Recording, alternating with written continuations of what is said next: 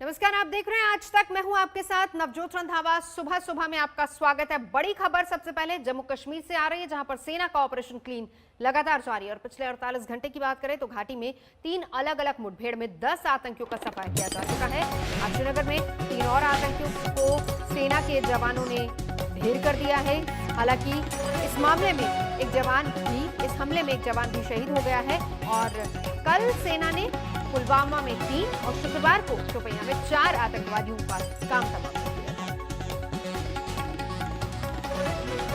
पिछले 48 घंटे में 10 आतंकियों का सफाया।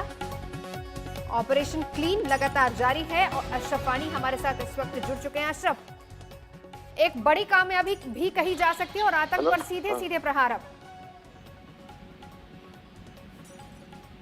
हेलो अशरफ, मेरी आवाज अगर आप तक आ रही है। अशरफ, क्या सुन सकते हैं आप हमें? 48 घंटे में घाटी में 10 आतंकियों का सफाया और एक बड़ी कामयाबी ऑपरेशन क्लीन के जरिए। पुलवामा में पहले 3, फिर शोपियां में 4 आतंकियों का काम तमाम किया था। 3 और आतंकियों को मार गिराया है। ये एक और बड़ी खबर है। कुल मिलाकर अगर 48 घंटे की बात करें तो 10 आतंकियों का सफाया हो चुका है। आतंक पर यह करारा प्रहार ऑपरेशन क्लीन के तहत सेना का ऑपरेशन, जिसमें लगातार घुसपैठ कर रहे आतंकियों पर कार्रवाई की जा रही है।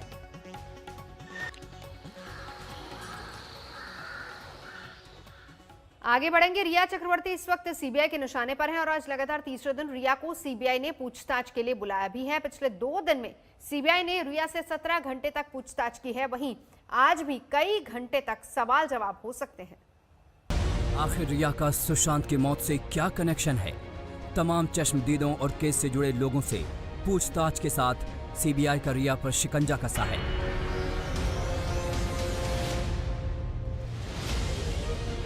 सीबीआई के ताबड़तोड़ सवाल रिया के अंदर छिपे राज को बाहर निकालने की कोशिश कर रहे हैं। आज एक बार फिर रिया को सीबीआई के सवालों का जवाब देना है, जहां कई घंटे की पूछताछ हो सकती है।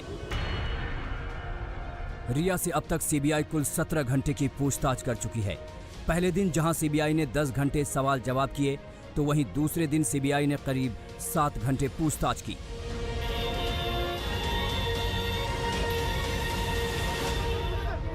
जिस इनोवा में रिया और शौविक बैठे थे, उसके आगे एक गाड़ी निकाली गई। बीच में जो इनोवा थी जिसमें रिया और शौविक बैठे हुए थे, उसके बाद उसके पीछे जो पुलिस की एस्कॉर्ट व्हीकल थी वो थी। और भीड़ पहले ही मीडिया को दूर हटा दिया गया था गेट से। उसके बाद तीनों गाड़ियां निकली और एक दूसरे से एकदम करीब सट कर गाड़ियां निकली, बहुत तेजी में निकली। पर उसके बावजूद आज तक के कैमरे में रिया चक्रवर्ती, शौविक चक्रवर्ती कैद हुए। उनको देख लिया गया और ये पता चला कि अभी वो निकले हैं। 7 घंटे की पूरी पूछताछ हुई। रिया से सीबीआई हर कनेक्शन को खंगालने की कोशिश कर रही है। पहले और दूसरे दिन के सवालों में अलग अलग मुद्दों पर बात की गई। पूछताछ के पहले दिन जहां सीबीआई ने सुशांत के साथ संबंधों पर सवाल जवाब किए थे, तो वहीं दूसरे दिन सुशांत के डिप्रेशन को लेकर सवाल किए गए। पहले दिन जहां सीबीआई का जोर रिया के सुशांत के परिवार के साथ रिश्तों पर था, तो वहीं दूसरे दिन सुशांत के पैसों का हिसाब मांगा गया। पहली पूछताछ में जहां यूरोप टूर को लेकर सवाल थे, तो वहीं दूसरी पूछताछ में रिया को ड्रग्स के आरोपों पर जवाब देने पड़े। सूत्रों की माने तो रिया ड्रग्स के सवाल पर बुरी तरह फंसती नजर आई। रिया के खिलाफ ईडी ने ड्रग्स को लेकर सबूत दिए थे। ऐसे में नशे को लेकर रिया सीबीआई के सवालों पर टाल मटोल करती नजर आई। सीबीआई के सवालों का सिलसिला अभी खत्म नहीं हुआ है। कई ऐसे एंगल हैं जिन पर पूछताछ होनी बाकी है। इसीलिए आज एक बार फिर रिया को सीबीआई ने सुबह 10 बजे बुलाया है, जहां सवालों की एक लंबी लिस्ट रिया का इंतजार कर रही है। हर उस कनेक्शन को जोड़ने की कोशिश की जा रही है जो सुशांत की मौत से जोड़ती है। मुंबई से शम्स ताहिर खान, अरविंद ओझा और दिव्यांशु सिंह के साथ आज तक ब्यूरो। आगे बढ़ेंगे। केंद्र सरकार ने अनलॉक 4 के लिए गाइडलाइंस जारी कर दी हैं। 7 सितंबर से मेट्रो शुरू होने जा रही है, लेकिन स्कूल, कॉलेज, सिनेमा हॉल फिलहाल बंद रहेंगे। वंदे भारत को छोड़कर अंतर्राष्ट्रीय उड़ानें भी बंद रहेगी।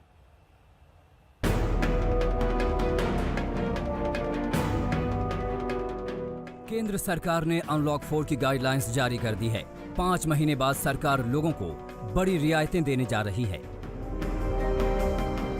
5 महीने बाद 7 सितंबर से मेट्रो की शुरुआत होने जा रही है। इसमें सफर के लिए कोरोना काल के नियमों का पालन करना होगा। हालांकि इसके लिए गाइडलाइंस अलग से जारी की जाएगी। एंट्री गेट पर सोशल डिस्टेंसिंग और वार्निंग के लिए स्टिकर लगाए जाएंगे। मास्क के बिना किसी यात्री को एंट्री नहीं मिलेगी। गेट पर थर्मल स्क्रीनिंग की जाएगी। तापमान ज्यादा होने पर एंट्री नहीं मिलेगी। अनलॉक 4 में मेट्रो को 7 सितंबर से चलाए जाने की इजाजत मिलने पर दिल्ली के मुख्यमंत्री अरविंद केजरीवाल ने खुशी जाहिर की है। इसके अलावा अनलॉक 4 की नई गाइडलाइंस में क्या खास है, आइए जानते हैं। शादी समारोह, खेल, मनोरंजन, धार्मिक जलसों में 21 सितंबर से 100 लोग शामिल हो सकेंगे। ऑनलाइन कोचिंग और टेली काउंसलिंग जैसे कामों के लिए 50% टीचिंग और नॉन टीचिंग स्टाफ को स्कूलों में बुलाया जा सकेगा। 21 सितंबर से 9वीं से 12वीं के बच्चे टीचर से गाइडेंस लेने के लिए अपनी इच्छा से स्कूल जा सकेंगे। इसके लिए उन्हें अपने पेरेंट्स या गार्जियन से लिखित में मंजूरी लेनी होगी। ITI में ट्रेनिंग प्रोग्राम शुरू किया जा सकेगा। PhD कर रहे रिसर्च स्कॉलर्स की उच्च शिक्षा के लिए इंस्टीट्यूट खुल सकेंगे। आइए जानते हैं कि अनलॉक 4 में क्या नहीं खुलेगा। सिनेमा हॉल बंद रहेंगे, स्विमिंग पूल बंद रहेंगे, स्कूल, कॉलेज, कोचिंग संस्थान 30 सितंबर तक बंद रहेंगे। अंतर्राष्ट्रीय उड़ानें बंद रहेंगी, वंदे भारत को छोड़कर। कुल मिलाकर लोगों के लिए अनलॉक 4 में काफी छूट दी गई है, लेकिन कोरोना के बढ़ते मामलों को देखते हुए सैनिटाइजर, मास्क और सोशल डिस्टेंसिंग का पालन सभी के लिए जरूरी होगा। पौलमी शाह के साथ कमलजीत संधू, दिल्ली आज तक।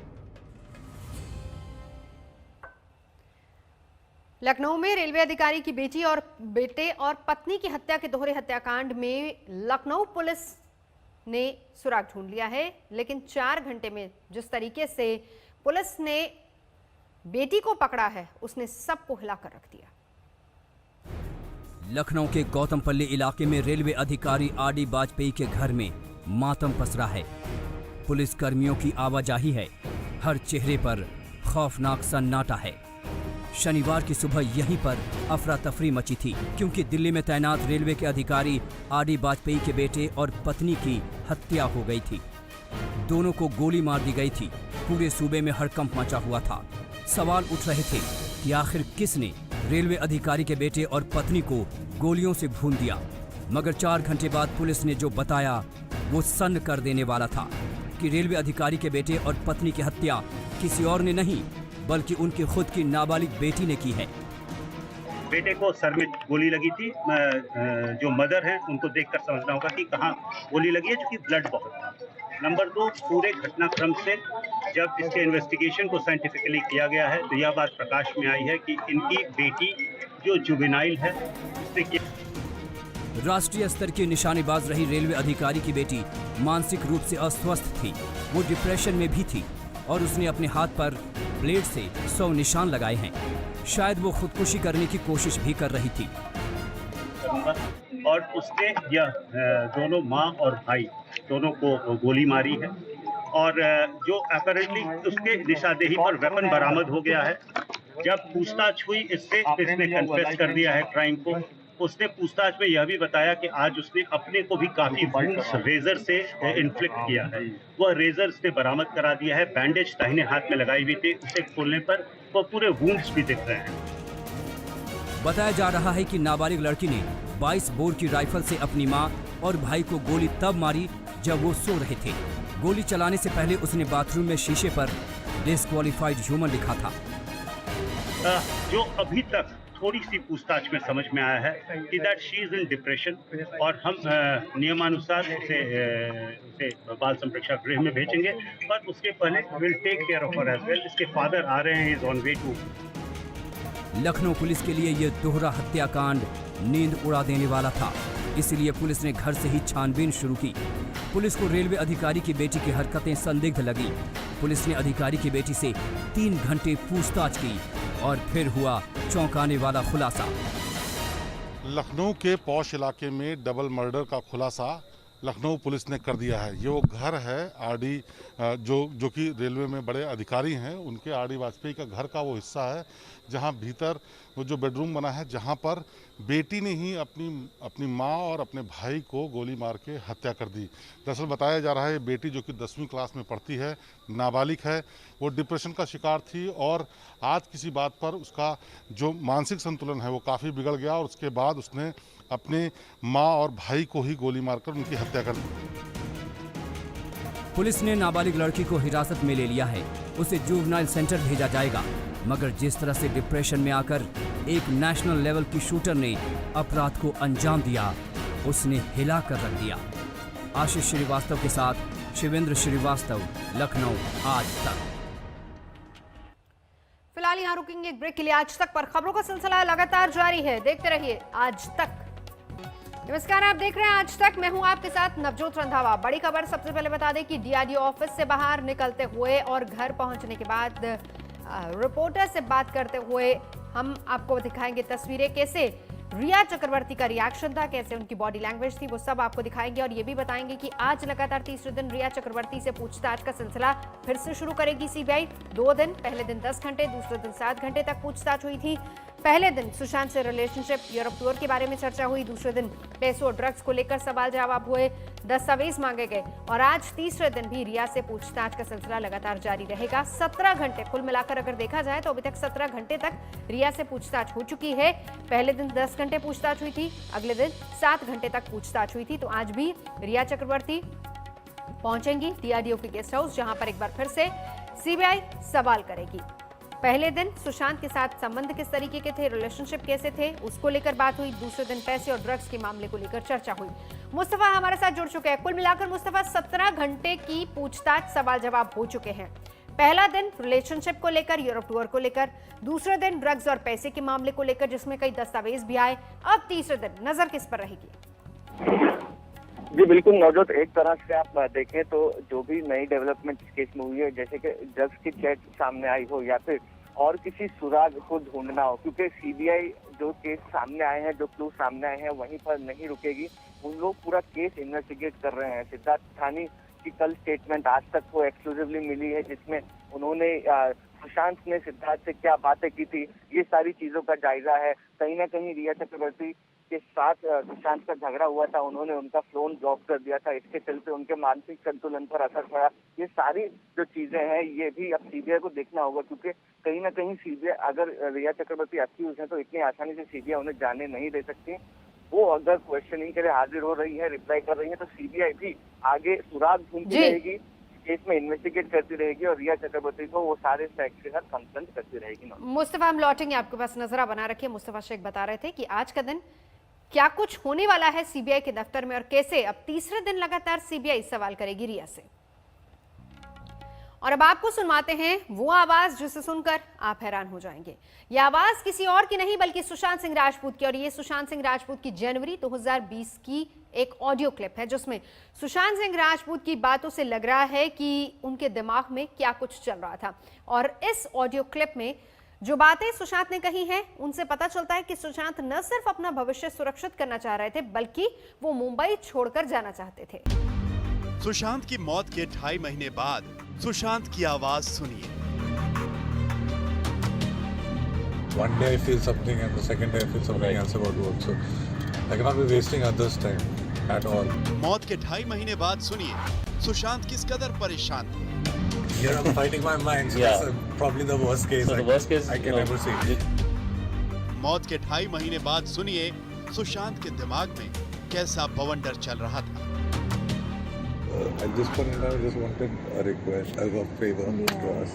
And how should we just close save all the money, do it in a way that I can... We talked about a worst case scenario yesterday and that was the worst case thing that we discussed. Yeah, because here I'm fighting my mind, so that's probably the worst case. So the worst case I can ever see. Which generally happens when we do worst case cases is having a private trust set up and to take care of the individual and ensure that all financial decisions are with a pool of people in terms of a trustees who actually decide.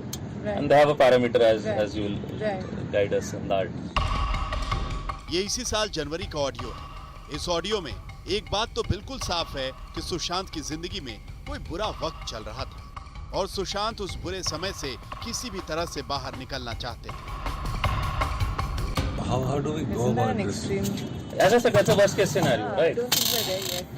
I think Yeah, he had this insistence yesterday. trust me. इस audio में रिया चक्रवर्ती की भी आवाज है। सुशांत जिस मुश्किल में थे उससे निकलने की बात हो रही है। रिया इस ऑडियो में सुशांत का पैसा बचाने की बात कर रही है। So I'll tell you. So I've definitely wanted in a way that if, for example, tomorrow I'm not there or Shruti is not there or Miranda is not there and there are newer people who are just there.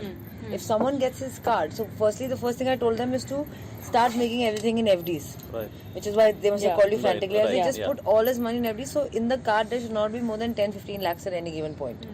That's one thing. Second thing is that money that he has, so that we can get some interest from it, so he doesn't start eating into his savings in the best case possible that you all can come up with. Right. And to safeguard his money in a way where only without his signature nothing can happen, like to break an FD. Sushant Singh Rajput के मन में कैसे बवंडर चल रहे थे, इसका अंदाजा आप इस बात से लगा सकते हैं कि सुशांत सिंह राजपूत शहर से बाहर जाना चाहते थे। वो अपना भविष्य सुरक्षित करना चाहते थे। रिया और सुशांत के बीच की बातचीत का ये हिस्सा सुनिए। From city to To a smaller, yeah, you have Kavli at that place. either their place or Something else something like that. Or like there was a thought that Goa maybe, but that suggested that be in Pavna for some time, see that, then first see Goa. Give it like 1 or 2 months before we finally decide that. But overall, he wants to feel safeguarded. He's thinking of the future. Like he's worried about the future, and he wants that kind of safeguard that I'm saying let's treat it as a something like a retirement thing. I understand. So how will I do it? I just want help. Correct. So this is the first goal is this money. Like whatever money he has, invested in a way that he gets some returns. So that I know that this is the amount. This is the amount he's that you getting can every earn. month, then he can plan accordingly to give up this house. Sushant को प्रकृति से बेहिसाब प्रेम था। उनका plan था कि वो कहीं ऐसी जगह चले जाएं जहां हरियाली हो, सुकून हो। I don't mind going to a green, secluded place like Right. Goa or Right. Pavna. stay. We're quite happy whenever you've gone to Pavna. I remember. So Yeah. we're there for days till I was like, what is going on? So that's just. Whatever is going to give you peace of mind. So the attempt is now that in 1 or 2 days we go to Pavna and set him up there and see how he feels in a couple of days. Okay. Once he's certain after a month, I'm peaceful here. I want to be here mostly. Decide if you should. Then we pick can up. start talking about getting rid of this house and speaking to the owner. Yeah, we can have the plan of, I think. Sushant Singh Rajput की बातों से लगता है कि वो किसी बात को लेकर बहुत उलझे हुए थे। I hardly go out of my room. Right. Yeah. No, that I'm That's sure a- we'll be able to work something. Fair thing. But yeah, it's a long life. So working again, it has to be a goal post that you have to achieve. That's what Yeah, I'm saying. yeah. So I'll have my intellectual curiosity to take care Right. of that. But not in terms of any economic commitment. Right. Because this kind of frame of mind, like one day I feel something and the second day I feel something Right. else about work. So I cannot be wasting others' time at all. Right. So like that, if we could plan once, then. We'll figure something. Huh? We'll figure something. Yeah. We'll tell you. Just give us 2 days. Okay. We are the best people. Saviors. Saviors. पूरी बातचीत में पैसों का जिक्र है और बातचीत से लगता है कि सुशांत किसी मुश्किल में थे। ये मुश्किल क्या थी और सुशांत की इन बातों का अर्थ क्या था? ये इंडिकेट करता है कि कहीं ना कहीं उनका जो माइंडसेट है वो एक तरह से नेगेटिविटी की तरफ है, या वो एक सोलेस चाहते हैं, एक शांति चाहते हैं। अगर कोई व्यक्ति डिप्रेशन में होगा तो वो इस तरह की बातें सोच सकता है, बात कर सकता है, और अगर वो नॉर्मल होगा तो शायद ये सब बातें ना करके वो पॉजिटिवली अपने फ्यूचर को एक्टिवली कैसे बढ़ाना है, कैसे वो सक्सेसफुल होना है, वैसे जाएगा। सुशांत सिंह राजपूत की मौत के 2.5 महीने बाद आया ये ऑडियो बहुत कुछ साफ कर रहा है। इससे साफ है कि सुशांत परेशान थे, इससे साफ है कि उनके पैसों को लेकर प्लानिंग चल रही थी। मगर सवाल है क्यों? सुशांत इतने परेशान क्यों थे कि रिटायरमेंट की प्लानिंग करने में लगे थे? अरविंद ओझा, दिल्ली, आज तक। और अब हर कोई यही समझना चाहता है कि 8 जून को रिया चक्रवर्ती ने जब सुशांत सिंह राजपूत का घर छोड़ा तो उसके बाद क्या हुआ। 8 से 13 जून के बीच सुशांत कैसा व्यवहार कर रहे थे। सुशांत के दोस्त सिद्धार्थ पिठानी ने सीबीआई को दिए बयान में सिलसिलेवार तरीके से 8 से 13 जून तक की सारी घटनाओं के बारे में सब कुछ पता है और उससे ये अंदाजा लगता है कि सुशांत की हालत क्या रही होगी। इस रिपोर्ट में सुशांत के आखिरी 6 दिनों की पूरी कहानी समझिए।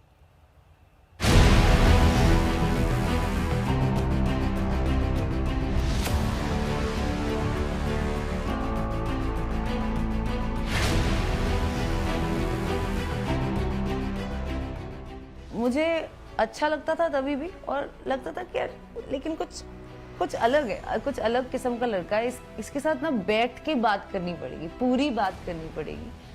और फिर अप्रैल 2019 13 अप्रैल सुशांत और मैं रोहिणी अय्यर जी की पार्टी पे मिले।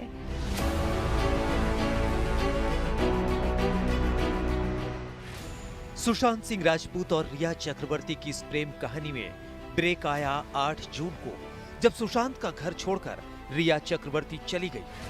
रिया का कहना है कि सुशांत ने उस पर घर छोड़ने के लिए बेहद दबाव बनाया, जिसके बाद उसके पास घर छोड़ने के अलावा कोई विकल्प नहीं था।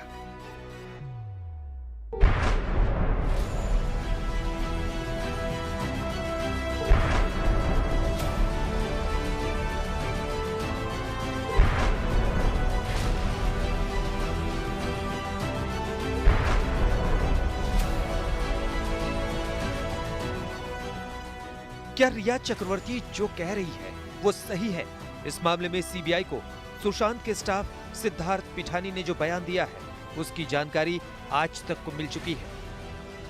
हम आपको बताते हैं कि सुशांत का घर रिया ने किस परिस्थिति में छोड़ा। इस पर घटना के चश्मदीद पिठानी ने सीबीआई को क्या बताया। Sushant was behaving very slightly aloof with me और बार बार मुझे कह रहे थे कि तुम घर जाओ, और ये घर जाओ कहीं 2nd 3rd जून से 1st जून से ही शुरू हो गया था कि मुझे तो कूल शिफ्ट करना ही है, तुम घर जाओ।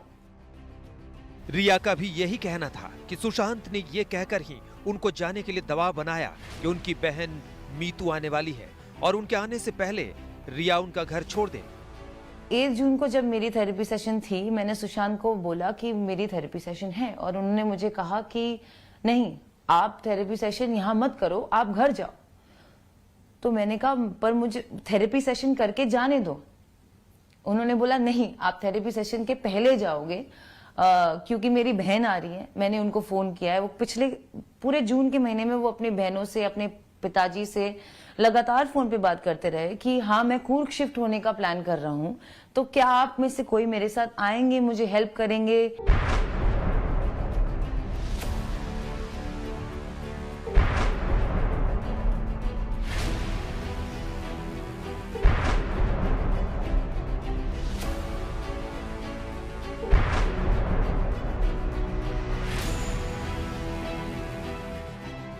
सीबीआई को सिद्धार्थ पिठानी ने जो बयान दिया है उसमें 8 जून की सारी दास्तां शामिल है। सिद्धार्थ पिठानी ने सीबीआई को बताया है,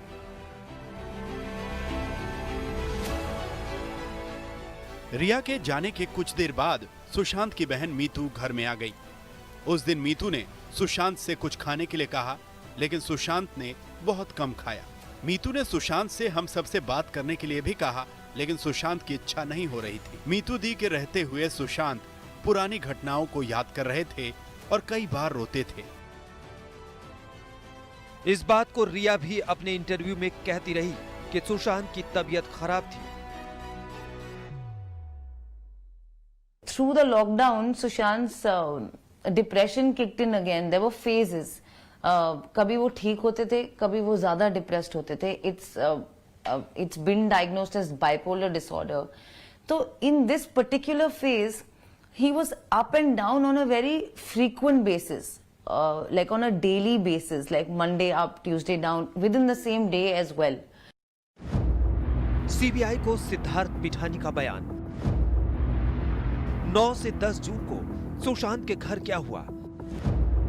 दिशा सालियान की मौत से कैसे बेचैन हुए सुशांत? सुशांत ने क्यों डिलीट कराए अपने वीडियो? और अब आते हैं अगले दिन यानी 9 जून पर, जिस दिन यह खबर आई कि सुशांत की पूर्व मैनेजर दिशा सालियान की मौत हो गई है। सीबीआई ने इस बारे में भी सिद्धार्थ पिठानी से पूछा, जिसमें उसका बयान आया।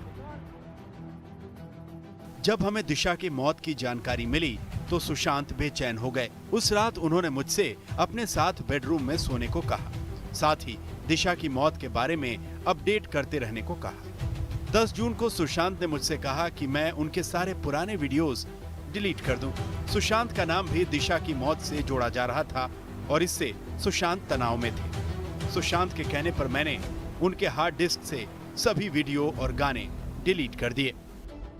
सीबीआई को पिठानी ने जो बयान दिया है, अगर वो बयान सही है तो उस दौर में सुशांत काफी तनाव में थे। ये वो समय था जब उनकी गर्लफ्रेंड रिया चक्रवर्ती जा चुकी थी और बहन मीतू भी उनको छोड़कर जाने लगी।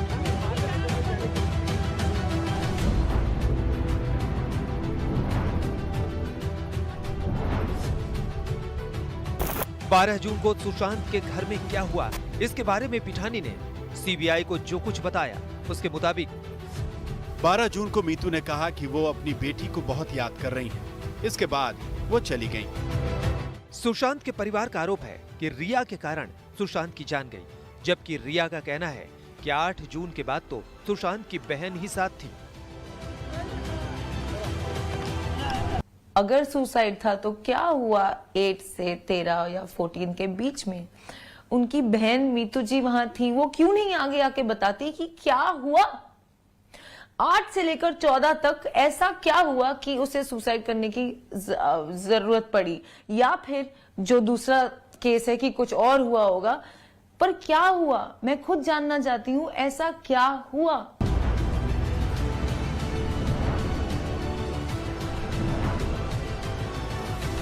उसके अगले दिन यानी 13 जून को सुशांत ने क्या किया, इसके बारे में भी पिठानी ने सीबीआई को बताया। 13 जून को सुशांत को कुछ बिल चुकाने थे, जिसे उन्होंने अपने मोबाइल फोन से चुकाया। इसमें मैंने उनकी मदद की। इसके बाद सुशांत ने मैंगो शेक पिया, लेकिन डिनर नहीं ली। 13 जून की वो रात सुशांत की जिंदगी की आखिरी रात थी। उसकी अगली सुबह सूरज तो उगा, लेकिन सुशांत की जिंदगी का सूरज हमेशा हमेशा के लिए डूब गया। दिव्येश सिंह, मुंबई, आज तक। आगे बढ़ेंगे। केंद्र सरकार ने अनलॉक 4 के लिए गाइडलाइंस जारी कर दी हैं। 7 सितंबर से मेट्रो शुरू होने जा रही है, लेकिन स्कूल, कॉलेज, सिनेमा हॉल अभी फिलहाल बंद रहेंगे। वंदे भारत को छोड़कर अंतर्राष्ट्रीय उड़ानें भी नहीं चलेंगी।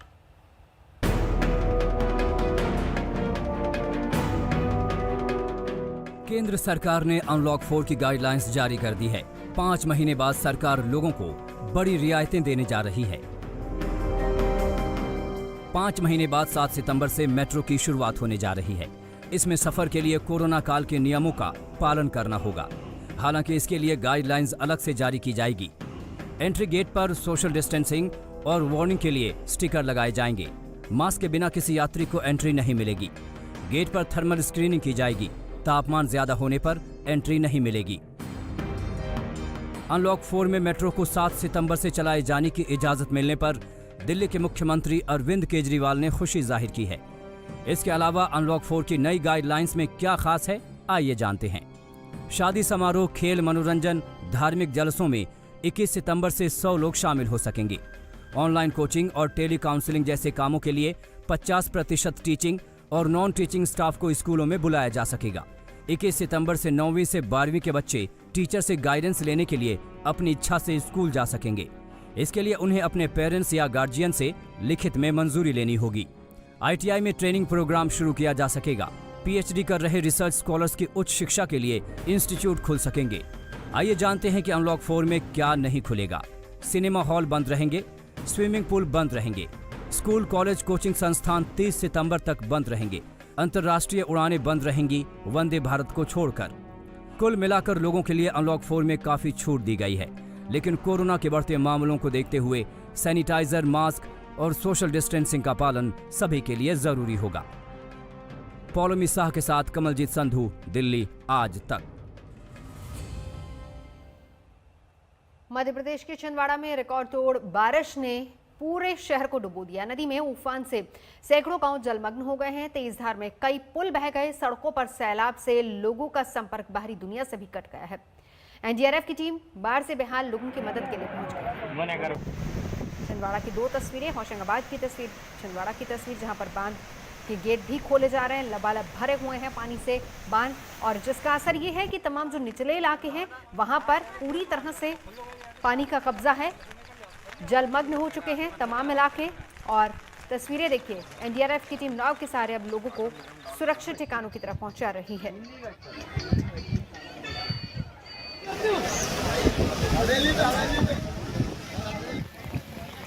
सैकड़ों गांव जलमग्न हो गए हैं। कई जगह रास्ते इतने खराब हैं, सड़कें पूरी तरह से टूटी हुई हैं कि संपर्क भी कट चुका है। आसमान से लगातार आफत बरस रही है। हालात ये है कि जमीन पर अब लोगों का रहना काफी मुश्किल हो गया है।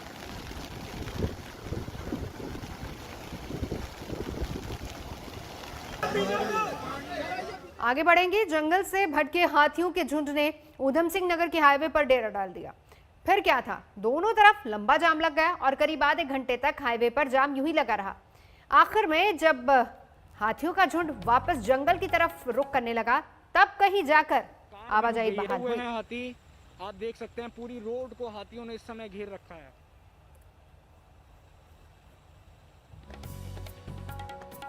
तो देखिए, जब स्वयं गजराज ने सड़क पर कब्जा कर लिया हो तो किसकी मजाल है कोई वहां से निकल पाएगा। हाईवे पर हाथियों का डेरा। फिलहाल यहाँ रुकेंगे एक ब्रेक के लिए। आज तक पर खबरों का सिलसिला लगातार जारी है, देखते रहिए आज तक।